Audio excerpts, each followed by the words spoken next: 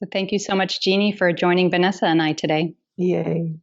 Yay. Yay. Reunited. Reunited. It's so good to have you on the show again. And we were just saying right before we hit record, I cannot think of any other person on planet Earth I would want to talk to more today than you, Jeannie, and any other conversation I would want to have than this one. So I'm delighted that the divine has brought us this opportunity.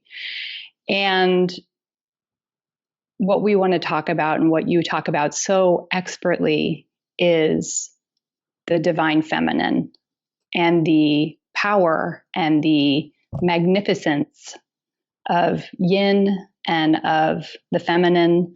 And so we can start broadly, and then of course we'll go from there. But just want to talk about it's so up right now in the culture.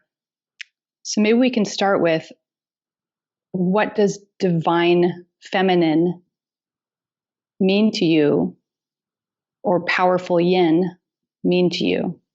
Yeah.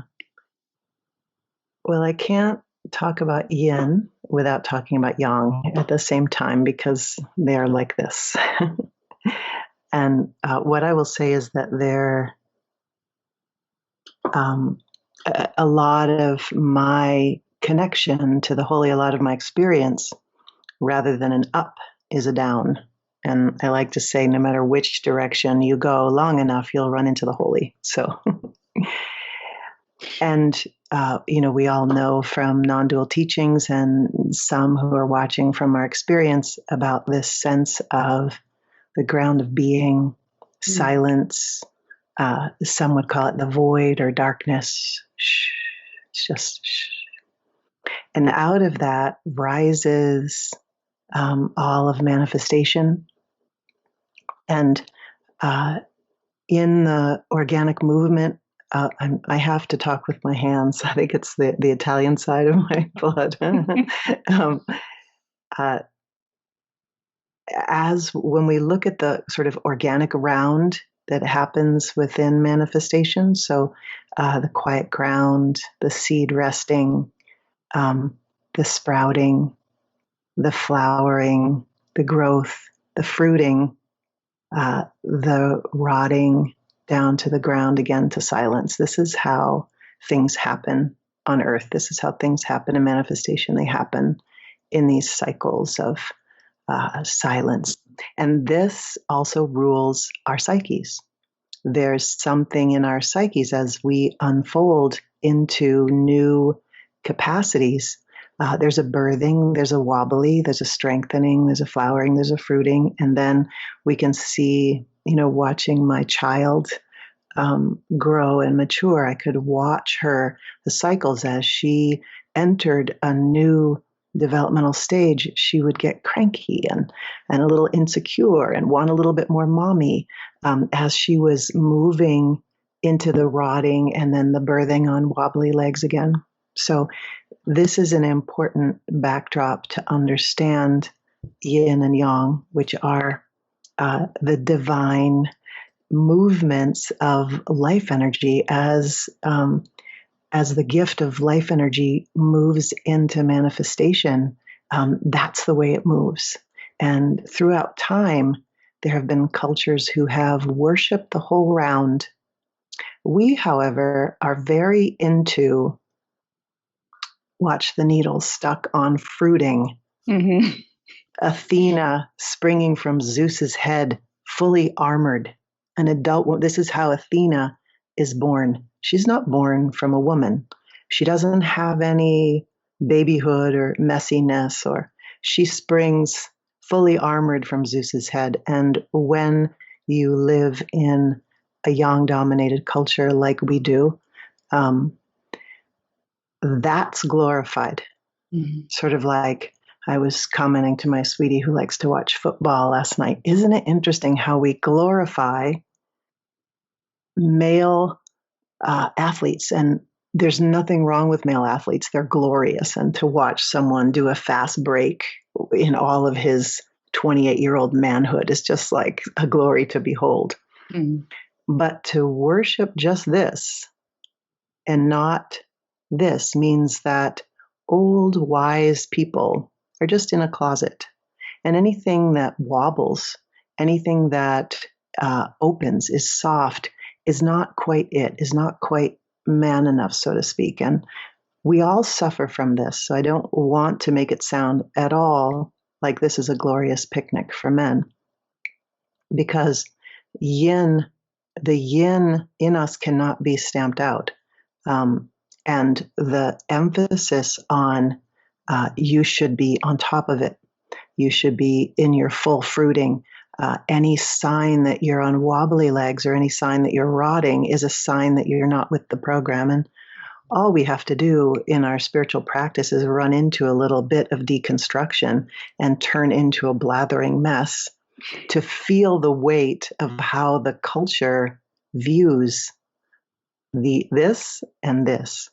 It's like, okay, we like you when you're flowering and fruiting. It sort of soothes us if we can look at the people around us and see that they're there. But it completely unnerves us when anyone is down here. Now, yin, the yang movement is the rising movement. It's the movement of, I've got something, here it is, I'm spilling it into manifestation. The yin movement is softening, opening, sinking, openness, softness. And the other day on an open circle call, I was dialoguing with a woman who was very tweaked, as many women are, by the national stage right now and the Me Too movement and all of that. And one of the things I said to her, I would like to say to all women, is that it is not your softness, it is not your vulnerability that got you hurt. It was the pathology in the other being. And part of the beauty of yin, and my daughter just embodied this so much as a child. I protected her pretty fiercely, not only from obvious harm, but also just I protected her capacity to rest in the unknown, to be soft, to be open, and to not be poked, to not be tickled, to not be laughed at, but to let the splendor of her soft openness just fill the room. And she was a pretty inward child. And so the gift of the times that she would just unfold energetically that way and say something really wise. Like once we were sitting at the kitchen table and all of a sudden she gets this look on her face, completely soft and open. And we were talking about crying and she said, "Mama, I feel the most love when I'm crying. Tears are like God's rain on the earth." You know, and it wasn't just the words, it was like the hush of that beautiful feminine. And I think in a culture that glorifies yang, we glorify a certain strength that is cut off from its yin roots. So when a being embodies the capacity to soften, to sink, to rot, to wobble, and reclaims all of that, sort of dusts the humiliation off of all of that, because most of us, when we go into that, when we get near that in our lives, humiliation comes up. People start urging us out of there. And so there are a whole bunch of human qualities that have sort of a big red X marked on the door to them. And so for me, the divine feminine, there's definitely like a beauty to the rise, but there's such a beauty to the fall, to the soften, to the open, to the sinking. So in my case, I experienced awakening and I experienced embodiment as a process of softening open, like the pupil of an eye or like a flower. And that happens naturally and cannot happen with the meddling that we like to do from our false yang. Make it happen, hurry it up. Let's take that flower bud and pull it open rather than behold, allow, and watch in the darkness the pupil or the flower bloom open. So there's such a beautiful, almost like a hush-filled space within which, and this is deeply how I work with people, both women and men, because I protect, I would call it a womb space. I protect the space for that beingness, for the embodiment and the body and the conditioning to pause, open, and for the being to have a space to sink and sink and sink and sink. And people just fall open in that. It's very beautiful. And the beauty of, I usually use the word yin because these energies are alive and well in both men and women. And people can often, if we say divine feminine, we start to picture, goddess women dancing in a circle. Nothing wrong with that, right? Sure. But that doesn't really resonate with the dudes so much. Yes. And a huge part, I work with men also. And a big part of men's healing has to do with reclaiming the softening inside of them. When men's bodies are so rigid that they cannot feel their hearts, that this model of strength that we have that's cut off at the root of yin and is instead an overcompensated rigidity, it results in what we have now. And men rarely have safe space to soften, even in their own bodies. I had one man, and I have permission to use what he said to me. He said, because I found it so striking, I was inviting everybody to soften and open. And he said to put attention into my felt experience and soften my body. I have so many messages in there that say, you're being a wussy. That's not being a man. You have to override. And so in our culture, we have this model for all of us. It's a soldier training. Override, override. Don't pay attention to how you feel. Don't pay attention to your body. Don't pay attention to your health. Don't pay attention to the wobble. Function on top. Produce the Athena, the sun, the god, the sun god, the all functioning, strong, all of that. This is incredibly, incredibly hard on men. And it's deeply internalized. And I would say that more than a man-woman problem, we have a fear and hatred of yin problem. Mm-hmm. We have all internalized it and we're acting it out on each other and we're furious and we're heartbroken. So I don't know if I answered your question, but divine yin, just to see, people say things like, oh, she throws like a girl. When I watched my daughter growing and I watched the beauty of some of her natural states, there was such a reverence in me. And there's such a feeling, yes, she loves like a girl. She bees like a girl. Mm. And the worst thing you can be in a young, imbalanced culture is a little girl. That's what everyone is. He started wailing like a little girl. Oh, you throw like a girl, et cetera, et cetera. And for little boys, it's like they want to be boys. They want to be good boys. They want to be loved boys, and they want to be loved by their fellows. And when they hear the way to be accepted and loved by your fellows or your father or whoever is to not be a girl, because a girl is a worse thing, yin, to not show any yin, to not show any softness. And inside of softness is connectedness. Inside of softness is heart. Now, this doesn't mean I'm going on a roll. Is this okay? Please, this is the best roll ever, Jeannie. Keep it coming. It's great.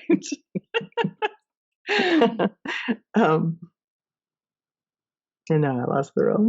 Yeah. There's that softening, that yin allows connectedness. It allows heart, but it is abandoned without yang. So this is not sort of the pussification of the world, although that's one of the steps we need. I'm saying, like, we all need to just soften into our hearts, okay? But what serves yin in human embodiment is healthy yang. is being able to protect oneself, is being able to use the voice and use the hand and have clarity and be grounded. And yin, it's like you're not going to allow the pupil of your eye to open if there's a stick coming at it and you don't have the capacity to stop the stick. This is just speaking in terms of the creature of the body, because in advanced stages, we can choose to allow harm for a greater purpose. Jesus is a great model of that. So he's not leaving love, he's not leaving the field, he's not leaving his softness, and he's not protecting. He's allowing something.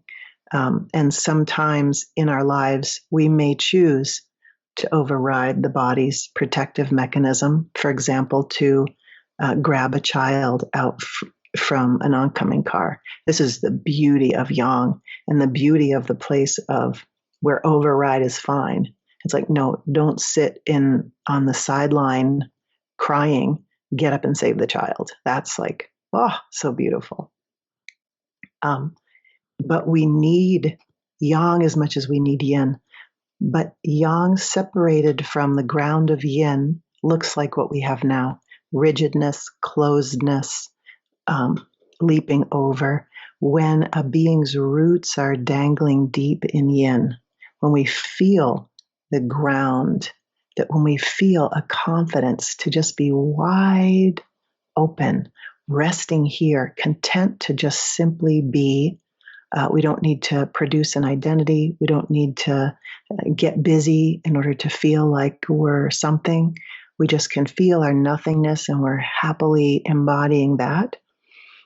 When we have that ground mastered, or when it masters us is a better way of saying it, and when all of the movements that allow us to sink and soften open are reclaimed and the humiliation dusted off, then the yang that rises there is planted in being.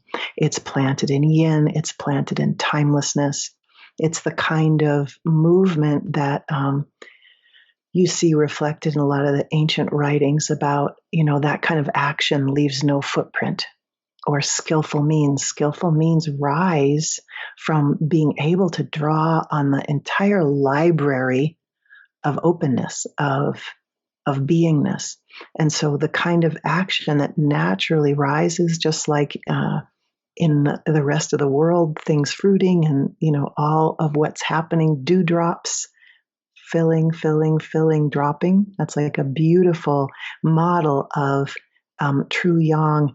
It fills from the ground and delivers its fruit. And because it's not skipping over anything or trying to compensate for something or trying to bolster itself up, it's naturally rising. It has the support of the holy. It has the support of the ground. It has the support of the cosmos.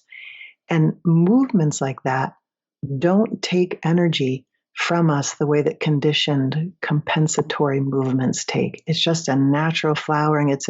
Like people say, how did you just listen to people for 7 days, all day into the night? How do you do that? And for me, it's like, did I do something? Because there's such an abiding in being, and everything that moves is moving from that zero. There's not a sense that anything's being done. So I think I'll pause. I think I answered your question and then some. Yes. That was a beautiful statement. And it's very emotionally evocative for me listening. In fact, more than I even expected it to be. It was almost as if while you were speaking, I got that like choke in my throat. It's like that feeling where I've had this before, like someone's like spit a dart and it hit me right here. And you can feel just the depths and the longevity of this pattern, quite profoundly.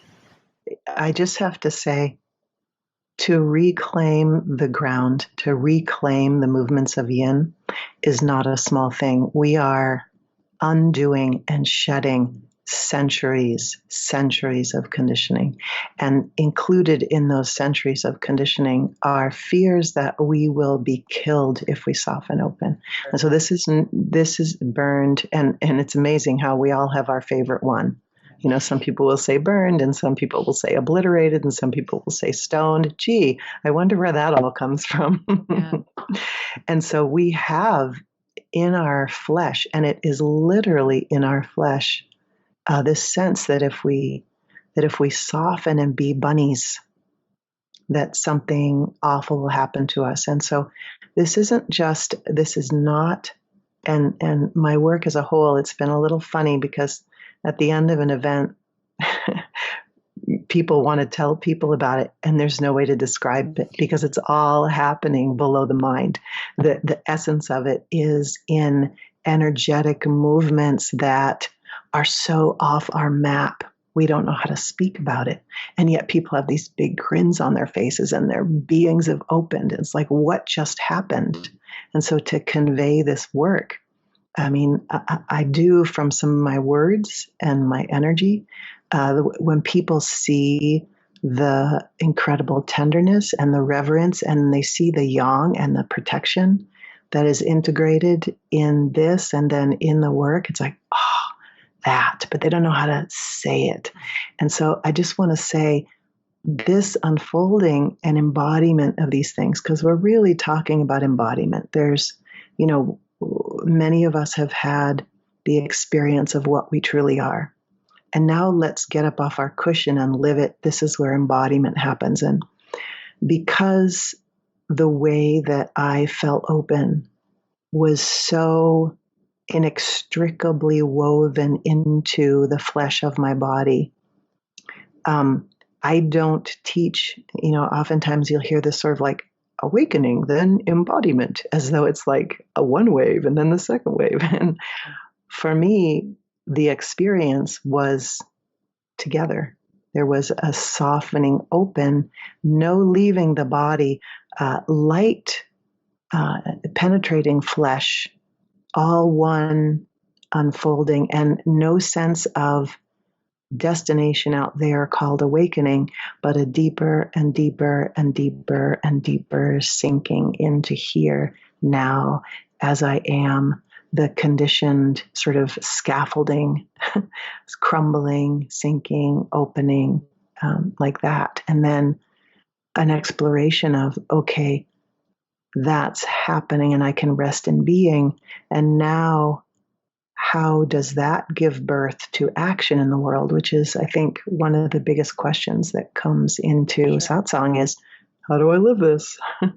But that evoking, like Vanessa, if you were in an event with me right now, I would invite you to stop and sink, because one of the things that happens in a yang imbalance culture is that we worship the objects and not the ishness, not the context, not the atmosphere, not the things that are unseen, but the things we can produce. So as long as we are speaking words, we are someone and we have something to offer.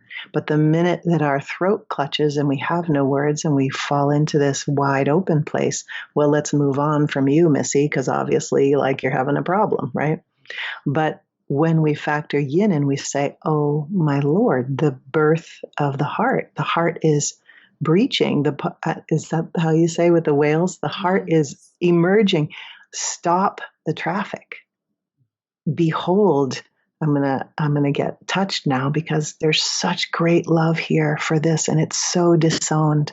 Like, stop the presses, stop the traffic, let the bunny cross the road, let the softness birth and spill into the room. And when people are in my events and I say, stay right there, you don't need to speak in order to have the mic, you are way more than your words, you are an atmosphere, you are a whole world.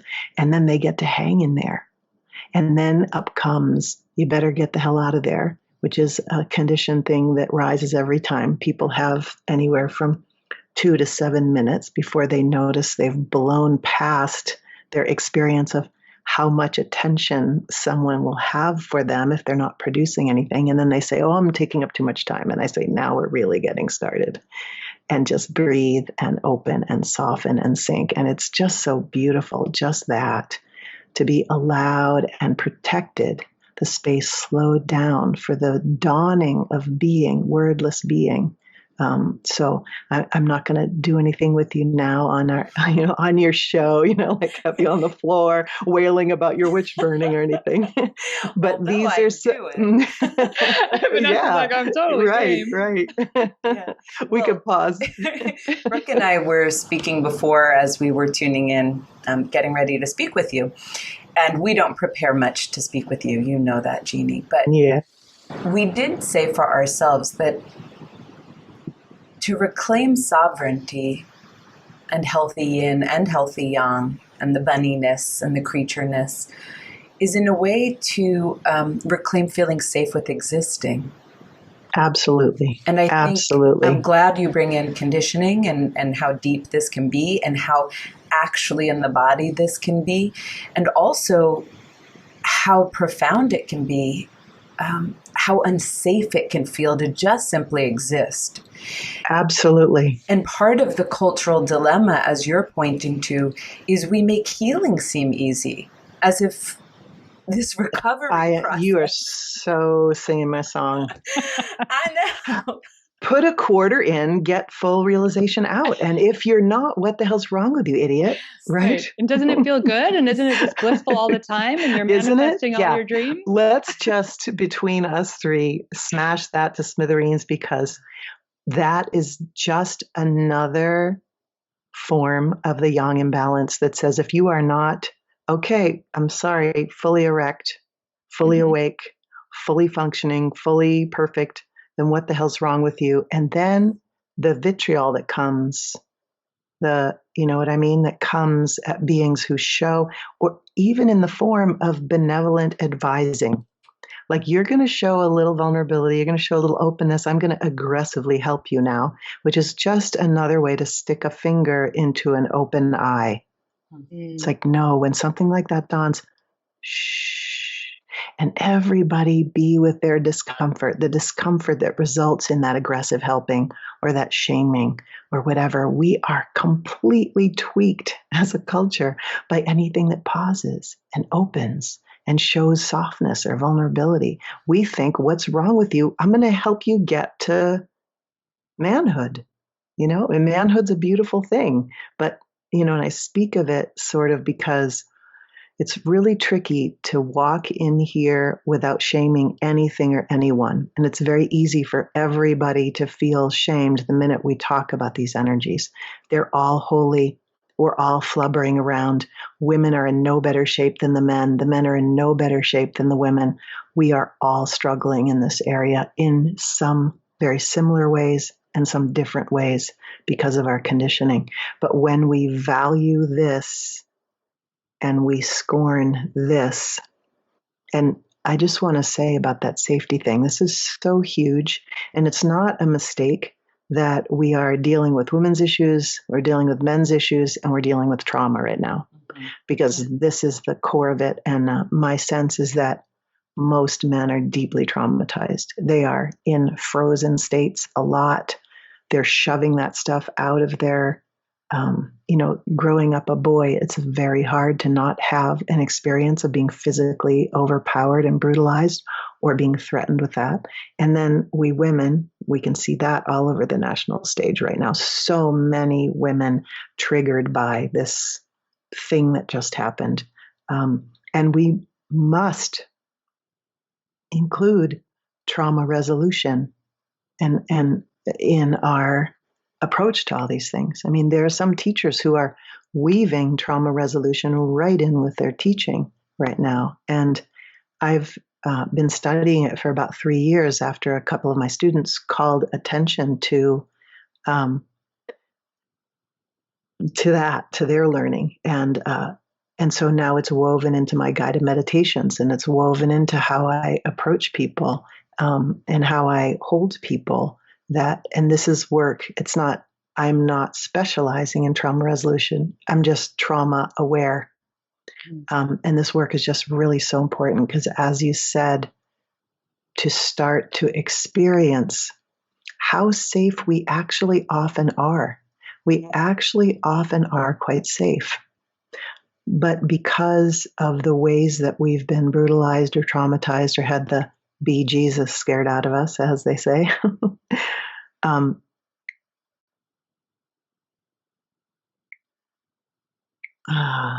lost that one. I got sort of enamored of the be Jesus thing. Jesus came in and I was like, oh, it was like the metaphor of that.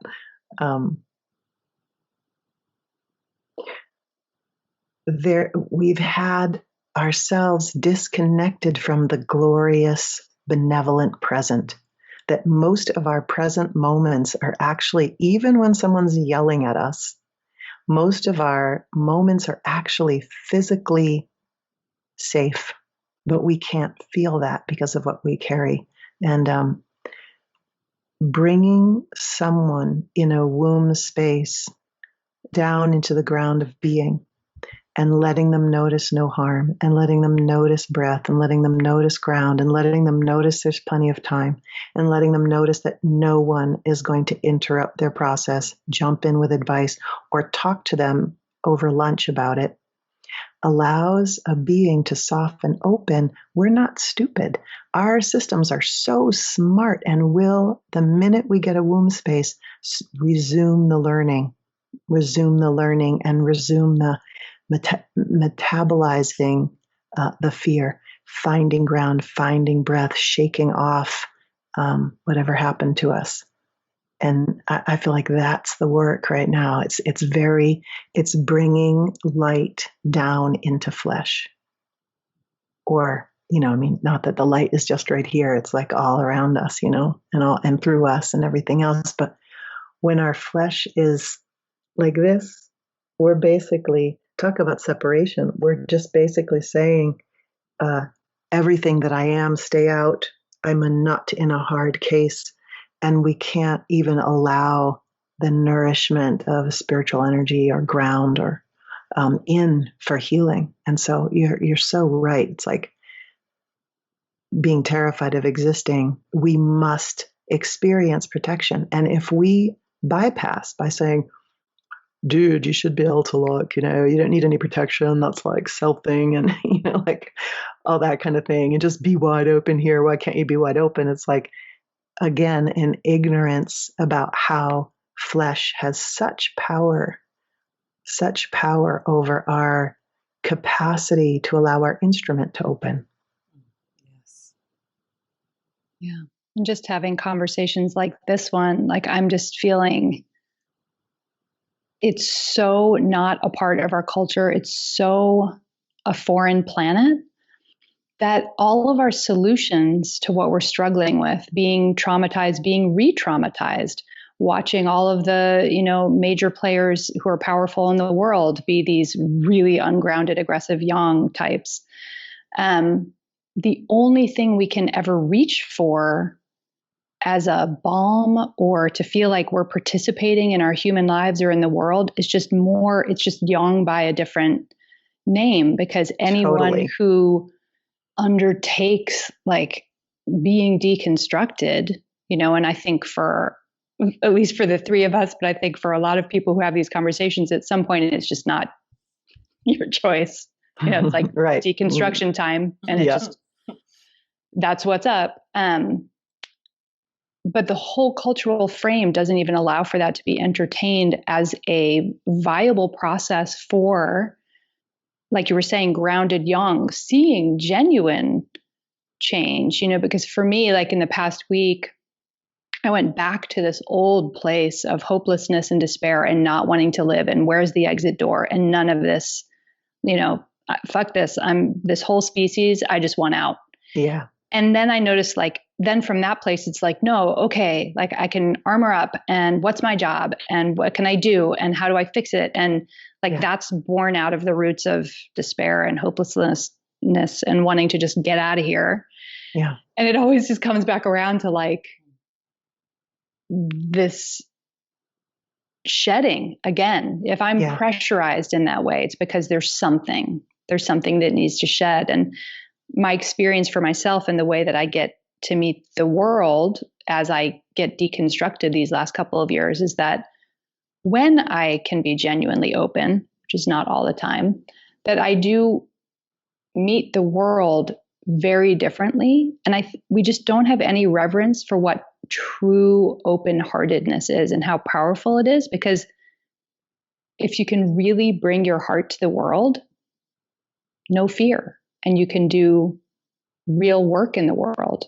Yeah, I'm writing a little note because I have a Etch-a-Sketch for a brain, and I really love what you just said. And there's two pieces I want to add. Mm-hmm. One is that movement of despair and hopelessness, and I want to die. Yeah. I just want to repaint that as a call to yin. Mm-hmm. That is a call to the compost heap. That is a call to sink and die and rot and be held in the arms of darkness. Mm-hmm. And I just want to invite you and anyone who's listening to me. This doesn't work if you have severe trauma because it can be overwhelming. And so I have to add that in. But to allow yourself to lay on the floor and die of hopelessness, die of despair, sink into the dark, rot into the ground, let yourself be refuel, kind of like destructed, just like rotting plant matter. Let yourself be, just breathing and sinking and breathing and sinking. Maybe you cry, whatever, sinking. And then the organic process will reconstitute you and you will feel refreshed by your trip to the womb. When we get anywhere near despair, hopelessness, want to die, we do it to each other. We do it to ourselves. Like, get out of there, and then our zoop is just hollow. It's shallow. It's wimpy. It's made of whatever energy we can kind of get it up for. But meanwhile, there is an unmet process, an unfinished process of rotting. Every time we rot fully, just like our garden, we rot fully, all those nutrients return to the soil, and the seed and the sprout that comes from that is full. When we don't throw our vegetable matter back in our garden and we keep trying to suck nutrients out of the ground as it, what our plants get spindly. Their green is not as vibrant. Their fruit is not as delicious. Same with us. And so a lot of the doors to yin have bad names on them, like despair and hopelessness. Stay out of there. I say, no, let's go right in there.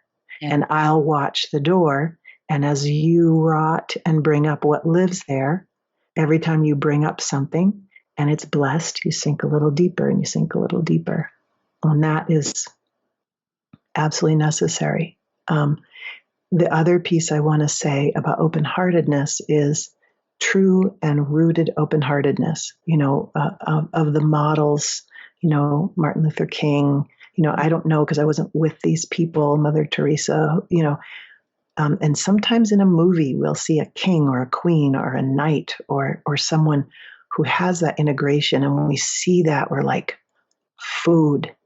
It's like this beautiful marriage of softness, compassion, and heart with a sturdy sovereignty, as you said earlier, Vanessa, and I'd love to talk about that because it's a huge thing in my work. But the open-heartedness is the fruit of the full integration of yin and yang. So it's not, we can feel like, oh, I have this open-heartedness, but I can't leave my house and still expect to be that open. That is a product of, it's almost like the yin is crowning, but the yang is behind. And so as we work with the yang stuff, the safety stuff, and I work with Aikido sword as the model of yang, which is just a beautiful practice. We're not like whacking each other so much, as although sometimes we do, as the feeling of what it's like to take a stand. And the sword as a model of clarity. That those integrating, we can see it's like the product of that is a deeply mature human being. But again, it's not a put a quarter in, get enlightenment out. It's a deep, as all of us are crawling along the ground of this work, we know it's like there's big stuff happening in there. There's a lot just in just letting yourself be and rest soft. And then there's a whole lot in saying no. Just saying no. Because our whole culture is completely tweaked by yang, because we've been so harmed by yang. If any of us kind of starts to grow that capacity, we trigger the people around us. What gives you the right to have any kind of So I wanted to just speak to those two pieces of despair and open-heartedness. And I just want to so second that this paradigm is right now off the map. It's underground. And there are very few beings who actually walk with this integration. It is incredibly rare to see it in anybody. And it is, to me, the hope of our species. And the possibility of being a full and true human being, that we know what we are, who we are, and that we allow that embodiment of the capacity to be open and soft, and the clarity and the movement to integrate, so that we can move here as expressions of that depth, which always creates healing, harmony. It ripples out all around us when we have the capacity to take a stand from one of those places. But to take a stand means staring down everything that ever obliterated us. I saw a little girl once. I was many, many years ago working as an aide to this little boy because he was emotionally disturbed, and his brother was in the special class, and they would like bing bong off each other. So I had to kind of, stay with him in his classes and stuff. And I once watched in the line a little girl behind him, and she somehow bumped him. And he turned around and he said, "Back off." And she just blazed in her face and said, "Make me." And it was this glorious, unharmed female fierceness. And I felt in my body, I wanted to at first I felt completely moved. It was so beautiful. And then I wanted to dive in front of her and protect her for her entire life, so that thing didn't get crushed the way it got crushed here. And I had to work my way back to it, And it's so scary as a woman sometimes. I mean, growing up in New York City, and I think I was actually a pretty brazen person from very early on. Let's say someone catcalled you, and your intuition was to respond in defense, but immediately next to it was the fear. What could happen to me? And I just think something that comes up in your atmosphere, Jeannie, that is so important to bring into the conversation is tenderness. Because I imagine this exploration you were talking about with Brooke, let's say I was to lay on my floor and let despair take me. But let's say I'm unfamiliar with tenderness with myself. Then the world of concept comes in. And I say, What's the matter with you that you're despairing? Oh, you're all alone again, right? Or let's say I want to look at the ways in which this conditioning has affected my life. And if I was to go back and say in my 30s, I had a man kiss me and I couldn't say no, even though I didn't want to. And I was to say, even in my 30s. Yes. Right. And I was to look at that. If I haven't engendered a relationship with tenderness and compassion, it can become very harsh terrain, and we can turn away from these important bits of our own existence and our own healing process. And so I thought, well, how do people engender that? Do they need to, just in talking to you about it, does it help to be in the space of someone else who has it? Like, where do you think we begin when we're very raw and we're very inflamed right now? And we don't even know which way is left or right. Where do we begin? Boy, I just have so much to say in response to what you just said. Oh my gosh. Everywhere that you were speaking, in here up pops yin, yin, yin, yin, and out. So I want to just describe them. So in the context of a cat call, without yin and in our paradigm, we perceive ourselves as a small victim, and we perceive them as a big bad oppressor. And so what rises is fear and fury. And within the victimized paradigm, we can either get sassy and shout something back and be tough. And that's the model of power we have right now. Our model of power is actually baby yang. It's not integrated for women. And I have a lot to say about that too. But true power, first of all, assesses, and let's say, it's tricky because we have so much terror in our bodies. It's hard to assess anything.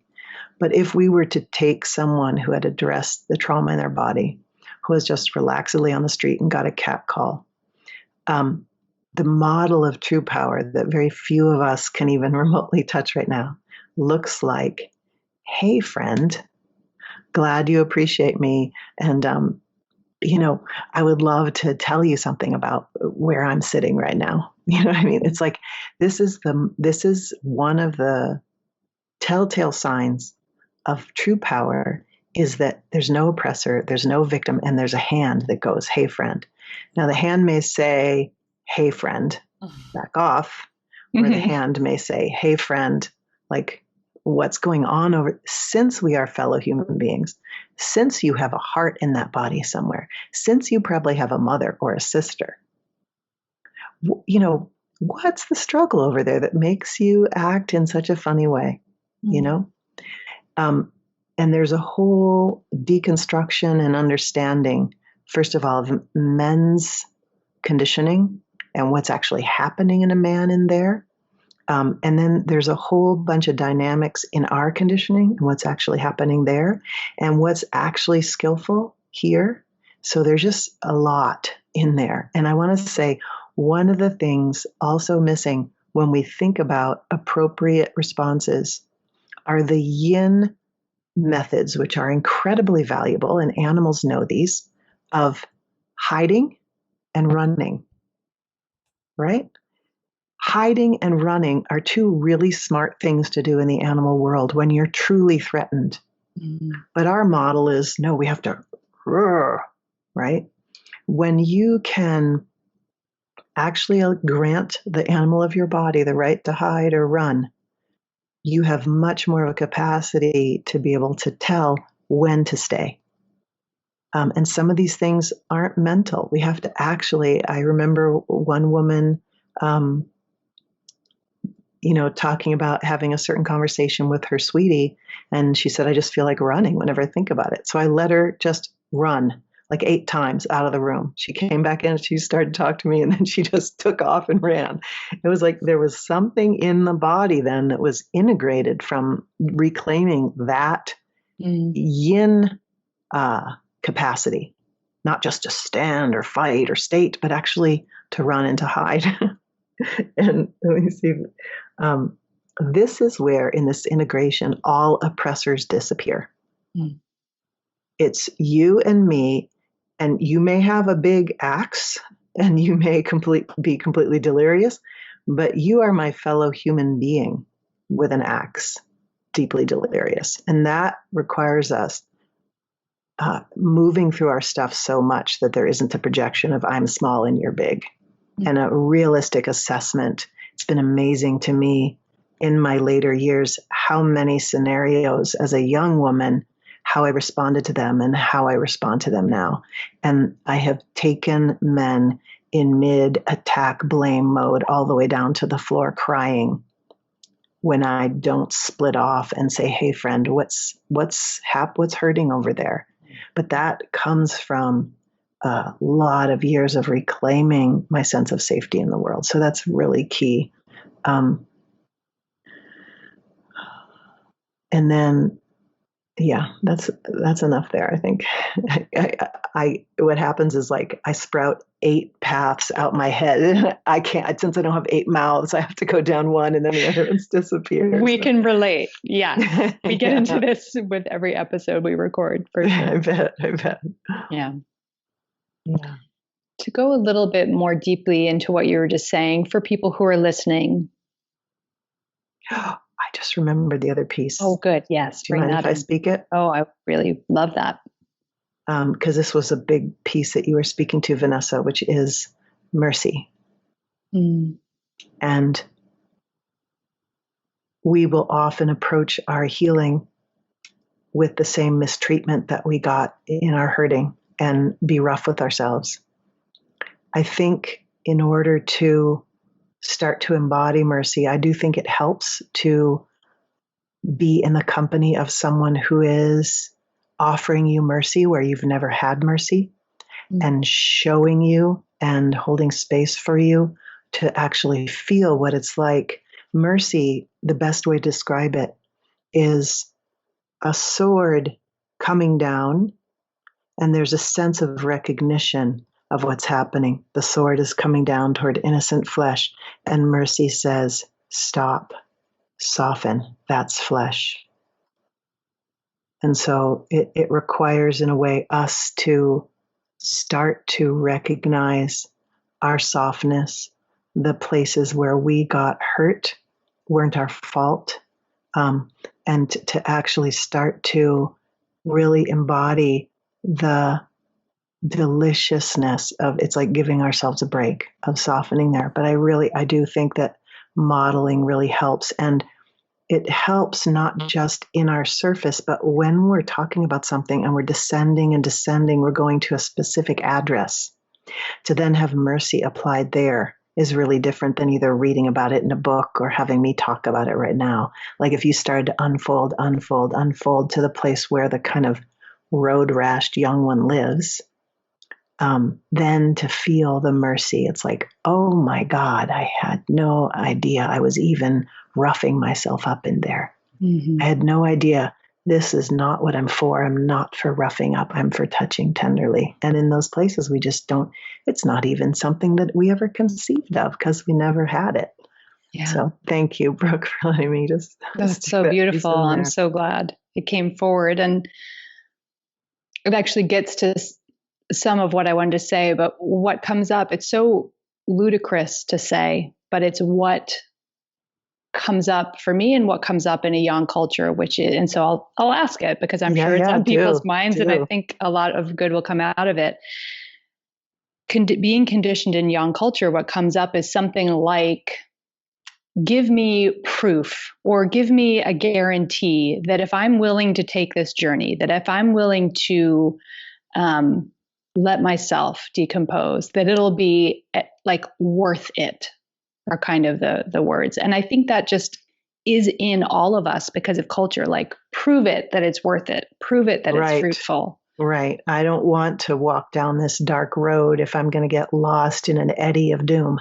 Right. and pain. And it's certainly not, there's no guarantee that it's fast. Well, there's no guarantee, like, you know, number one, and this is, I think, you know, one of the, it's like, you know, I'm kind of a total dumb bunny around like putting the word out about my events and stuff. I'm just like, I'm an idiot in that area.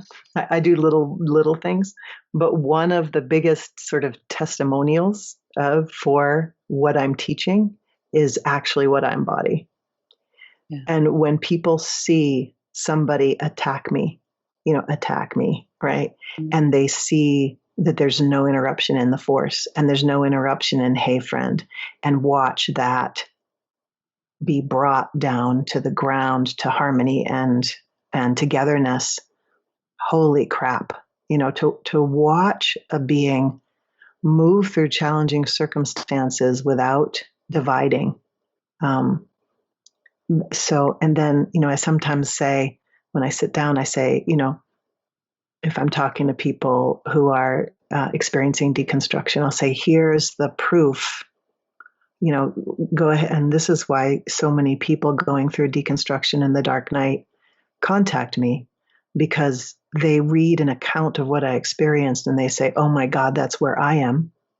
And my experience was absolutely that I would never emerge. My life was over. I was probably mentally ill, years of darkness. And then they see me now with like light beams shooting out my eyes and like wanting to love up every like crawling thing that exists, you know. It's like, oh, but more than that, I feel like we are having hostile takeovers by the dark, right and left, all around us. And it is the people who cannot help but have dark visit them, the people who are already being deconstructed, for whom this message is such a balm. If you're having a light, bright experience and you had your awakening experience and you have your awake career and you're just like careening around like the internet shining, like go for it, like have that, yay, and who knows, like bow to that. So for me, there's no need to sell the dark path. There's no need to sell deconstruction, because once you start to experience deconstruction, because you have invoked the holy, good luck looking on the bright side. Good luck with that, because you are a caterpillar who has half built your cocoon. You're trying to get into the cocoon. Your body's already liquefying, and the culture's saying, rip that cocoon off and fly, little bugger. And then you meet someone that says, get in your cocoon. You're rotting and it's fine. There's nothing wrong with you. Let's seal that thing up and let you liquefy. No problem. I've got the door. You go, oh, because there is nowhere that attempts to enter false yang feel more painful and exhausting than when you are being drawn down by yin.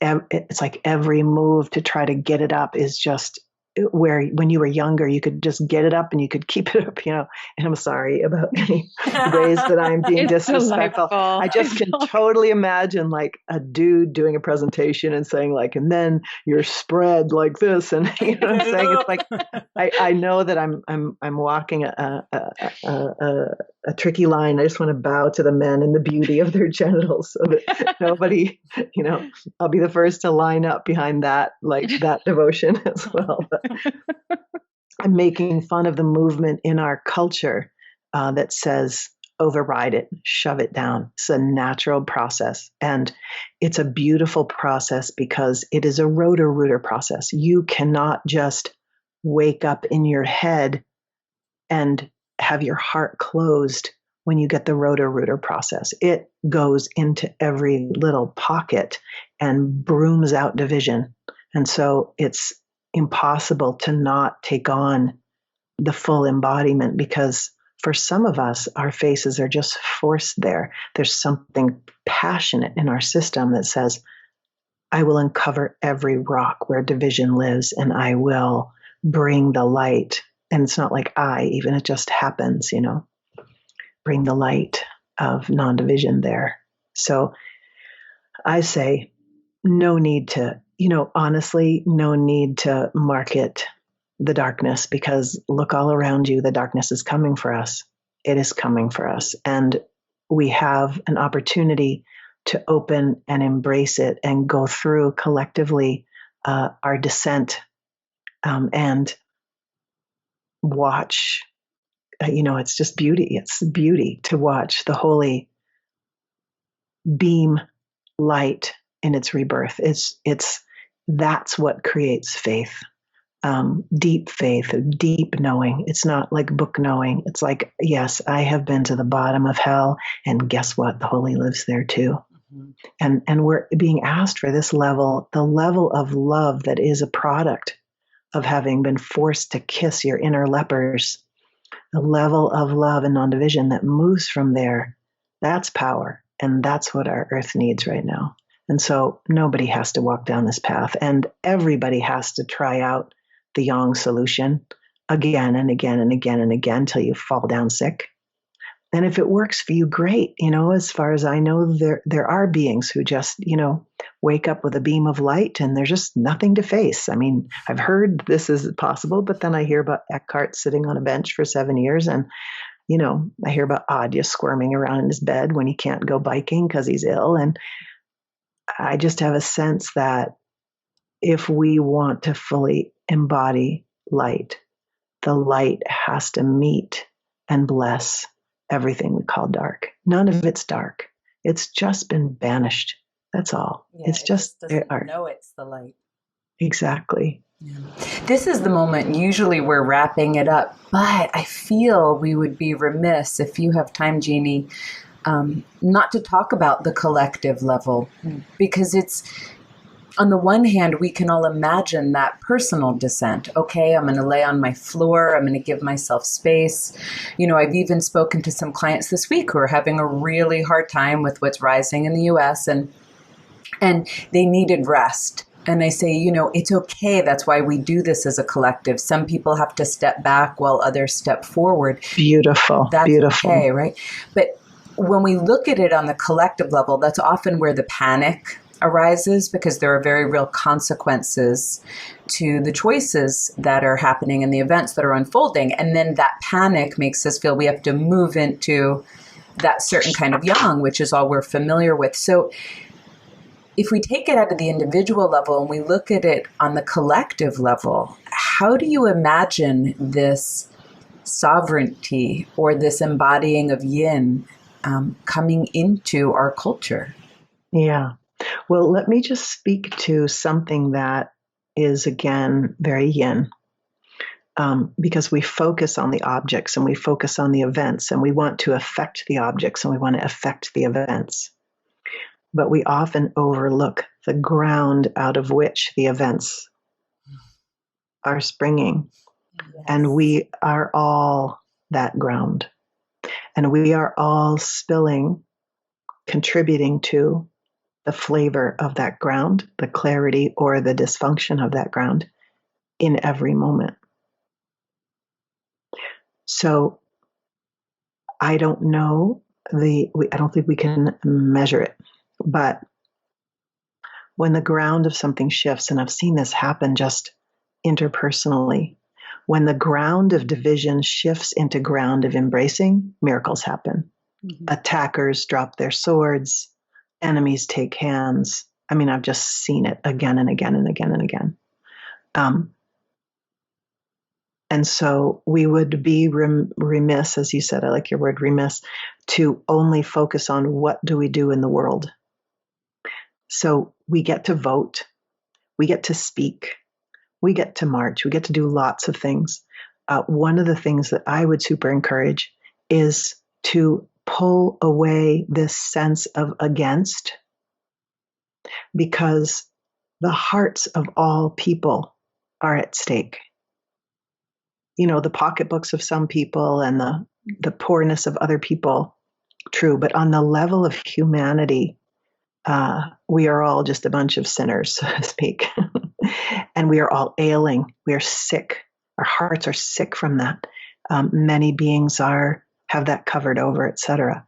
But the power of 1, 2, 5, 20 human beings reclaiming the capacity to rest in a clear ground and just walk across the street in that energy has a huge impact. But we can't just say, especially as white people, we can't just say, let's just meditate our way to nirvana and groovy, the things will change. We get to look around us and we get to act as justly and clearly and connectedly as we can in every direction. And I would also say one of the things that we can do is refuse to spill division and hate into the commons in our conversation, in our relationships, in our writing, in our Facebook posts, in our meme sharing. Refuse to share anything that makes anybody a bad guy. We are family. Some of the people in our family are ailing enough to be hurting other people in our family. But to deride and poke and make fun of and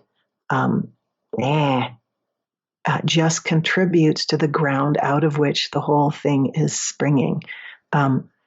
So that's some. I mean, I'm going to vote. I'm making sure my daughter, who's in Ohio, is supporting her to vote. And voting, it's a good thing. It's like a beautiful expression of, this is what I see. Like, here are the beings that I see are most righteous. And at the same time, how are we behaving, for example, with the men in our lives? How are we behaving with the women in our lives? how are we stepping out of non-division? Just pausing before we take a sword, just pausing and breathing and doing our bit of digestion, our bit of composting, instead of just more of the same and more of the same and more of the same.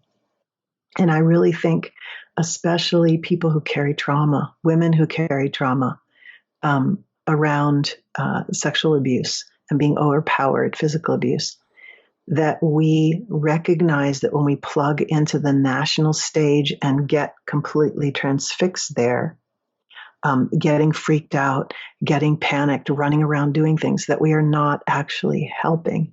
And that much less of that and much more noticing the trees, noticing the ground, restoring the state in our bodies out of which kindness issues forth is much more powerful than transfixedly looping in our trauma. Commit to seeing that you carry and are a transmitter, we all are, of the confusion, and do everything that you can personally to eradicate and heal the confusion and the pain that you carry is another piece. Holding space for each other, just to talk about what it's like, but in that space it's like if we all need to do, it's like, what was that Greek play where the women all get drunk and end up killing one of the beloved men because they're so drunk on their fury. That play, you could just have that play right now. And I saw it performed a couple of decades ago. It was just breathtaking how completely apropos it is now. And it was written in who knows what AD. Yeah. And where was I going with that? We need places that are ritual, that are sessional, that are held space where we can, if we need to, decapitate a man and not decapitate the men or castrate the men in our lives. We need to recognize that those energies are energies that need to be healed. They may need to be expressed because we have so much fury. We need to learn to say no. We need to learn to say back off. But we are not gaining anything by being sassy girl attackers. That is not power. It's not the way to the solution to get more and more sassy. It's definitely necessary that we allow our rage to instantiate a level of strength in us. Rage is baby warrior being born. It's not full-on warrior, full-on samurai warrior never moves from rage, moves from love. And the lessons of Aikido are beautiful in this regard because the man who founded it was absolutely rooted in this non-division. So it's recognizing that we have an impact on the commons. And no matter how mad we are, and no matter how righteously mad we are, that needs to be bracketed in a sessional space and not projected out and taken out on the men who are actually trying. And I can speak this way because I've held space for men. I did a men's retreat last year. It was beautiful. 15 guys in the redwoods, and I taught them some sword, and, it was just lovely. The heart of a man, we settle for power over when we are denied love. Power over is the next best thing. If I can't be open and connected and feel the holy moving through my body, sure, I'll buy a bunch of real estate and tell all you stupid people what to do. Ha, ha, ha, ha, right? But this is not the preference of the heart. And the men who are caught in that need to be shown the heart. But talk about vulnerable. If we think that our path is messy, try being a dude who needs to soften amid the entire culture saying, what the hell is wrong with you, you idiot? You guys are like this. You're animals. You're untrustworthy. You're bad. And the guys are terrified of our fury. They are absolutely terrified, shut up like clams around us. The guys don't feel safe around us. I don't know who feels more safe for guys. It's like, it is tough as a man to find a space where you can take your armor off and not get shit slung at you from somebody. And so that deep recognition is something at first we just have to remind ourselves of. And it's a sign of maturing that we can take what's sessional in us and give it a place to actually heal rather than act it out in the world on other beings, no matter how they're performing. It doesn't help.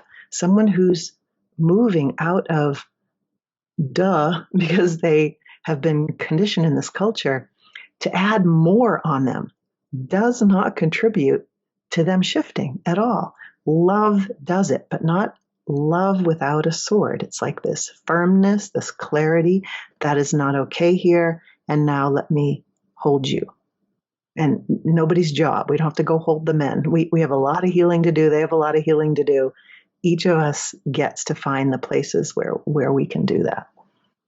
So that was kind of a long answer. Oh, and I have so many more things I know. We could talk to you for 8 hours easily. No, this is just such good stuff. And it just, the roads point everywhere when we start talking in here. Yeah. You know, and just that sense of what you're saying, this non-division, which I certainly agree with. I think Brooke does as well. You know, you look at teachers like the Dalai Lama, and that's surely been the path he's chosen. It's been the wisdom he's held. And even you look at the healing Nelson Mandela did in his country, which is profoundly inspiring and moving to me. But even culturally, we're never thought to think beyond our life. We're never thought to think beyond this one. You know, and we're coming to that. I feel very inspired by a lot of the energy rising in the collective, because look how we're fumbling around trying to come to it's not just about me.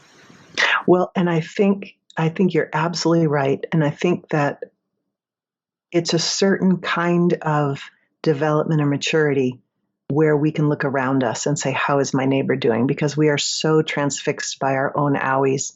And rightfully so, they hurt. You know, to me, learning about the conditioning of other groups is super important and super enlightening to read. Now, it's tricky to find men's work that doesn't have some vitriol toward women that will piss us off, because, you know, they're pissed. and they have some real reasons to be pissed. But there is some work out there that doesn't demonize women, that's talking about what is it like to be a man. Absolutely. White Privilege Conference, which I think is happening in Iowa in March this next year. And I attended that this past year. Learn about what's happening with other people. And then we start to see, hey, guess what? The enemy is not the other guy. And in fact, you know, us white middle class people who have money for therapy, you know, we can get completely sidelined in this me, glorious me thing. Yeah. Sure. Well, this is going to be fun to be speaking with you at Sand very soon. I know. We get to. I know. That will be in some way, it's a little dessert for us after this, because we feel like we can dive in more and more and more. I'm looking to have a bunch of days with you and moderate the panel with you. Yeah, that's going to be really fun. Yeah. I have a little thing that I prepared for your viewers. If you want me to tell you about it, I don't. Yes, I'm not sure. I think I sent you the URL for it, but I am synchronistically doing a 3-call series on yin for women that starts October. I'm not sure, late October. 3 calls online. And I just made a little, actually my techie person Tate made a little page so that you can see kind of that. And then I also, there's this beautiful musician named Angelica. And when she was at one of my retreats, she said, I have to put my music to some of your yin meditations, please. And so we collaborated, and she took some of my yin meditations and wove her yin music through them. So on this page, that is there also. And then if people want to find out more or be plugged into this work, there's a little sign up, a little email sign up on the page. And this is the work of my heart. I have so many directions in me, from dark night to men's to women's to yin to embodied spirituality. It's like, I need some help. But this, like, I'm about to go up to Ridgeway, Colorado and do a workshop for women called Yin Revolution. And my dream is that I get enough women charged for this that sometime, maybe next year, we do a committed program where we have 3 retreats, we have online stuff, and we just really, because this is not an overnight thing, the full embodiment of this integration, even that program will just give a taste. I've spent my life on this, really, from the time I was old enough to know I was a girl.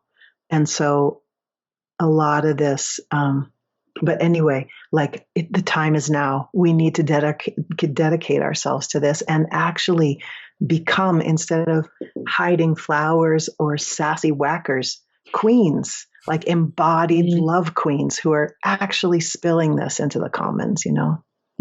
Amen. So, so the yes, please. So the URL for this is my website, jeanniezandi.com/courses/yin.html.